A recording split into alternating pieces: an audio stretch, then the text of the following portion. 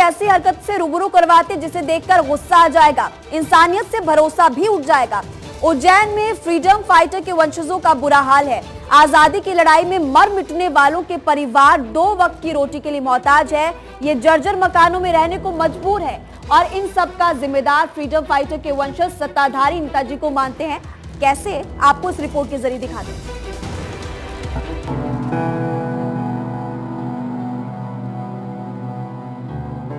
मध्य प्रदेश के उज्जैन जिले में फ्रीडम फाइटर के वंशजों का बुरा हाल है।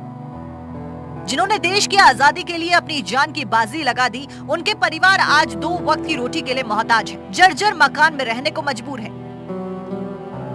बूढ़ी आंखों से टपकते आंसू, लाचार बेबस निगाहें न्याय की गुहार लगा रही हैं। परिवार की जमीन छिन चुकी है। आरोप सत्ताधारी नेता बहादुर सिंह चौहान पर है, जो मेहंदीपुर विधानसभा सीट से विधायक है। बीजेपी के प्रदेश उपाध्यक्ष हैं। स्वतंत्रता संग्राम सेनानी कृष्ण पांड्या के परिवार का आरोप है कि उनकी जो हालत है उसके जिम्मेदार सिर्फ और सिर्फ बीजेपी विधायक बहादुर सिंह चौहान है, क्योंकि उन्होंने फर्जीवाड़ा कर उनकी जमीन के दस्तावेज बनवा लिए हैं, जिसमें प्रशासन ने भी पूरा सहयोग दिया है। तत्कालीन एसडीएम कैशाल चंद्र ठाकुर उनके अधीनस्थों पर फर्जी दस्तावेज के आधार पर रजिस्ट्री करने का आरोप है। आरोप है कि कोर्ट के आदेश का भी पालन नहीं हो रहा है। क्या बताएं साहब, ये वापस हमारा सही कर दिया जाए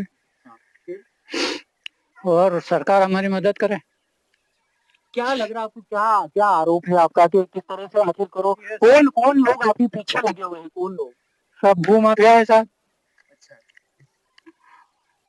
हमारे यहाँ के विधायक बहादुर सिंह जी चौहान, तो आपकी मदद नहीं कर रहे कि वो खुद ही पीछे लगे? वो खुद ही पीछे लगे हैं। उन्होंने रजिस्ट्री अपना नाम करवा ली। अच्छा, इस बात की आपने जानकारी ऊपर तक शिकायत करी? करिए। अच्छा, तो कोई सुनता ही नहीं है। स्वतंत्रता संग्राम सेनानी के परिवार के दूसरे सदस्यों ने भी खुलकर बीजेपी विधायक बहादुर सिंह चौहान पर आरोप लगाए हैं। उनका ये भी कहना है कि आरोपी विधायक सत्ता में है, इसलिए उनकी सुनवाई नहीं हो रही है, लेकिन उन्हें भरोसा है कि न्याय मिलेगा। पूरा परिवार हमारा परेशान ही है। हमारे पिताजी देश की आजादी के लिए लड़े 47 में और इसके आंदोलन में, और इसके लिए सभी पूरे परिवार की कुर्बानी हुई, क्योंकि उनकी कुर्बानी के पीछे हमारी सबकी भी कुर्बानी हुई और इतने में हमारी जमीन उन पे सबने कब्जा कर लिया। बहादुर सिंह जी चौहान ने रजिस्ट्री करवाई है, वो देवी सिंह भी मिला हुआ है उसके अंदर। नेता के कुछ भी नहीं होता है ना, पावरफुल लोग हैं वो। लोक आयुक्त में भी शिकायत करी है, मुख्यमंत्री जी के वहाँ भी करी है शिकायत। प्रधानमंत्री नरेंद्र मोदी जी हैं, अच्छे प्रधानमंत्री हैं, उनको हमारी ओर ध्यान देना चाहिए और हमारी मदद करना चाहिए। विधायक पर आरोपी की सत्ता और पद का दुरुपयोग कर 28 नवंबर साल 2022 को फर्जीवाड़ा कर करोड़ों की बेशकीमती जमीन का विक्रय पंजीयन कराया गया, जिसमें 59,14,000 देने की बात है। परिवार का आरोप है कि इस फर्जी विक्रय पंजीयन में एसडीएम के रीडर चंद्र सिंह केलवा रोशन सिंह का नाम दर्ज है। वहीं विधायक बहादुर सिंह चौहान ने आरोपों को सीधे तौर पर खारिज कर दिया है। मैं विवादित आदमी नहीं हूँ, मुझे विवादित करने का प्रयास किया जाता है। और आपने देखा होगा 2018 के बाद कोई ऐसा मेरा बयान नहीं आया, कोई ऐसी बात मैंने नहीं कही जो विवादों में रही हो। मेरे ऊपर कोई भी आरोप नहीं है प्रमाणित, आज तक कोई प्रमाणित आरोप कोई आज तक प्रमाणित नहीं कर पाया।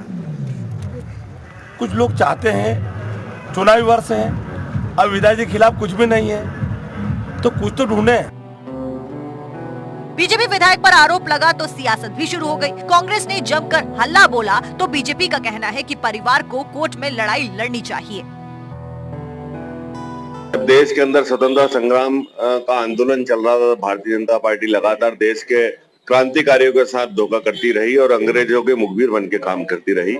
बहादुर सिंह चौहान भी उन्हीं का पुरोधा है, उन्हीं का लगाया हुआ एक बीज है जिसके फल भी कटीले हैं। और जिस तरह से विस्मय वातावरण महतपुर का है, मेरे को आज भी लगता है कि महतपुर आजाद नहीं हुआ है। जिस प्रकार से स्वतंत्रता संग्राम सेनानियों के पुत्रों की जमीनों को हड़पा गया, जिस प्रकार से शासन प्रशासन ने सांठगांठ करी, जिस प्रकार से ये मैसेज देने का काम किया गया है कि सत्ता जो है इन लुटेरों के हाथ में है और ये जो चाहेंगे वो कर लेंगे, जिसकी लाठी उसकी भैंस। देखिए, जब भारतीय जनता पार्टी की सरकार है तो भारतीय जनता पार्टी की सरकार ने किया है कि जो भी गोवा मुक्ति आंदोलन या फिर वो उसमें रहे हैं मीसाबंदी, उनको लोकतंत्र सेनानी करके 25,000 रुपए की पेंशन आजीवन कर दी गई है। तो उनके जीवन की सुरक्षा तो की गई है। जहां तक उनके वंशजों का प्रश्न है, तो मुझे आपने बताया कि जमीन और इस तरह का विषय है, उनके जमीनों पे कब्जे हो रहे हैं। तो जमीनों का कब्जा वो अलग अलग मामलों में डिफर करता है, और सामर्थ्य पर काफी चीजें रहती है। उन्हें कानूनन लड़ाई लड़ना चाहिए, और अगर वो कानूनन लड़ाई लड़के आते हैं तो स्वाभाविक रूप से उनको मिलेगी ही। आरोप प्रत्यारोप, सियासत, ये सब अपनी अपनी जगह है, लेकिन इन सब में एक बात ये भी सच है कि स्वतंत्रता संग्राम सेनानी कृष्ण पांड्या का परिवार बहुत ही दयनीय हालात में जीने को मजबूर है। उज्जैन से अनिल बैरागी के साथ ब्यूरो रिपोर्ट, भारत 24।